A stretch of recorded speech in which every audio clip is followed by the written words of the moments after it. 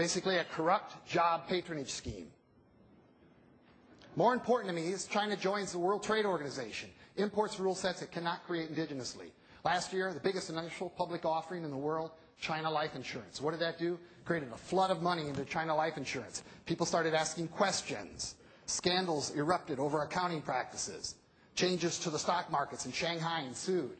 Do the Chinese leadership want this? Yes. No. Maybe. To be functioning doesn't mean bad things can't happen to you. We don't repeal the business cycle. Dropping off the map's always a possibility. Functioning parts of the global economy, NAFTA. Europe, both old and new. Russia under Putin's managed democracy. I don't care how much he institutes vertical control over the political system. That's a long history there. I'm worried about reinstituting vertical control over the economic system. So long as he doesn't do that, I'm comfortable with his rule. I'll say China in a coastal sense, India in a pockmarked sense, Japan, South Korea, industrialized Asia, South Africa, the country, and the ABCs over here, Argentina, Brazil, Chile.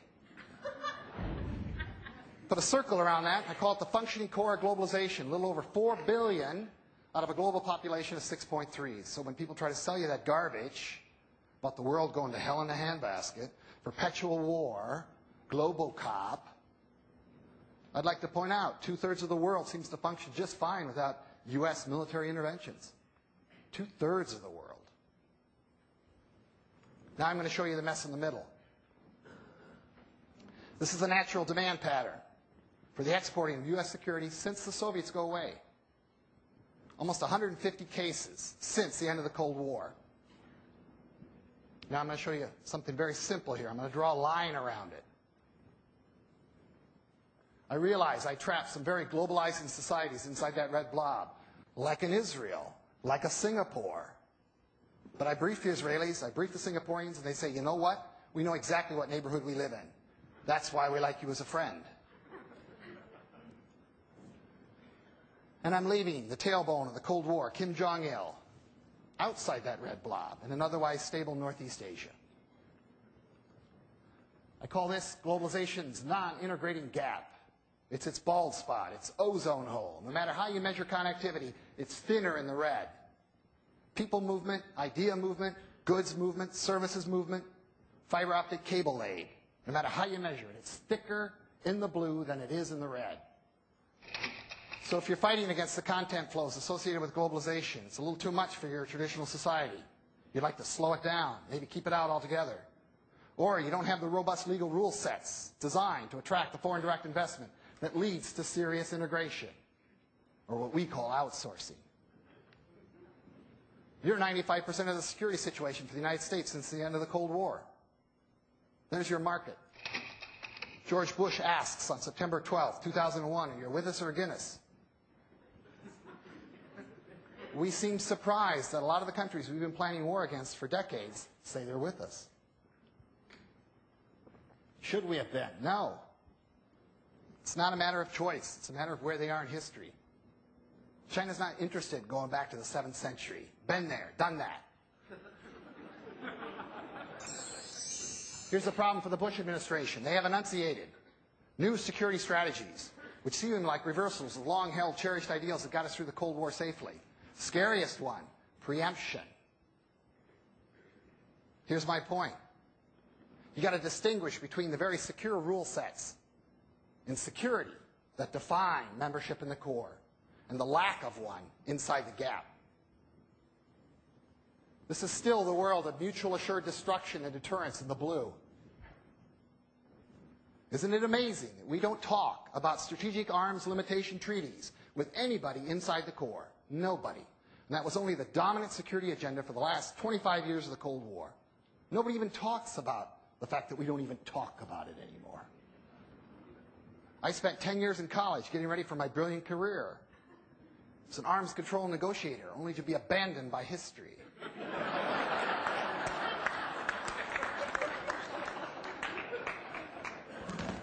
I'm a former Soviet expert on the former Soviet Union. I could have collected unemployment. When we talk preemption, we're talking strictly inside the gap. How do I know? Article 98, exclusionary treaties, bilateral treaties associated with the International Criminal Court Treaty. There is an article in that treaty setting up the International Criminal Court by which you can conduct a bilateral agreement with another country, America and Botswana, let's say. We agree that if we get involved militarily in each other's countries, we promise not to sue each other after the fact in the International Criminal Court for damages. It's sort of an interventionary prenuptial. Now, there's not a lot of chance that Botswana's going to attack us anytime soon. How many have we concluded, these agreements? 93. How many can you find inside the gap? 91. So there's not even a mystery about where we're going to go in this war on terrorism. People will subscribe in advance to the service. Increasingly, you're seeing the enunciation of a scheme of deterrence or suppression for bad things coming out of the gap into the core, the three biggies: pandemics, drugs, terror. My wife and I, after having 3 biologicals, decided this summer, well, actually a year ago, to adopt a baby girl from China. We did it in August. As we came out of China with Von Mei-Ling Barnett, we walked down a hallway in Hong Kong International Airport. Our temperatures were scanned, didn't ask our permission, they just did it with remote technology. Our daughter had a temperature 24 hours later. Lucky us. If she had had it that minute, we would have won 2 days, all expenses paid by me, vacation in Hong Kong, because it is against their law now to fly out of Hong Kong International with a temperature. And they will put your ass in jail if you give them a hard time. Why? SARS, avian flu. That is a rule set that's going to sweep this planet. So expect on getting your temperature read. It's not one rule set for the United States and another for the rest of the world. It's understanding that globalization is not a binary outcome. Show me where it's thick with connectivity.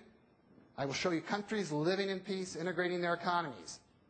Show me where it's thin in the red, and I will show you all the wars, all the civil wars, all the genetic ethnic cleansing, all the genocide, all the mass rape as a tool of terror, all the children forced into combat units, all the UN peacekeeping missions, virtually all the terrorist groups, and all the drug exporters that we care about.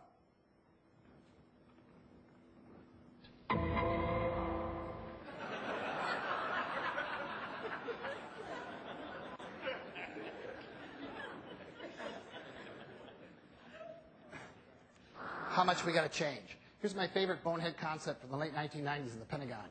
Area, denial, anti-access, asymmetrical strategies. It's a fancy way of saying if the U.S. military goes up against any other military in the world, we'll be big, they'll be small. It'd be crazy to fight us straight up in a struggle. It'd be suicidal.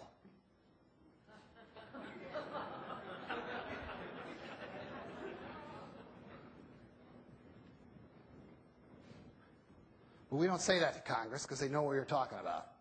Instead, we give them this: anti-access, area denial, asymmetrical strategies. Why? Because it has a lot of A's.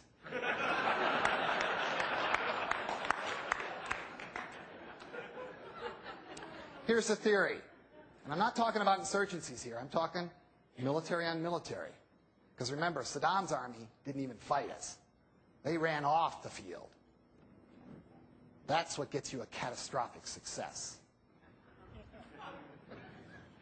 I'm going to talk about a battle space, some enemy embedded within that battle space. That enemy does something bad. Imagine Taiwan Straits, 2025. Million-man swim from China.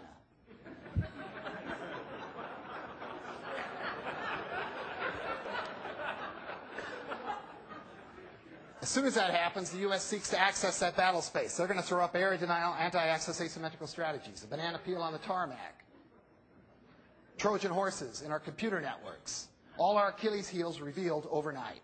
This is a brilliant scenario. It gets you to buy almost anything from Congress because their eyes glaze over with the explanation, and all they say is, can you build it in my district?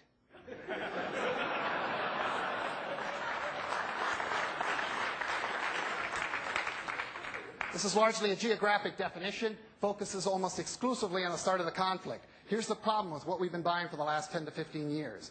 We field a first-half team that insists, we field a first-half team in a league that insists on keeping score until the end of the game. So no matter how much we run up the score at halftime,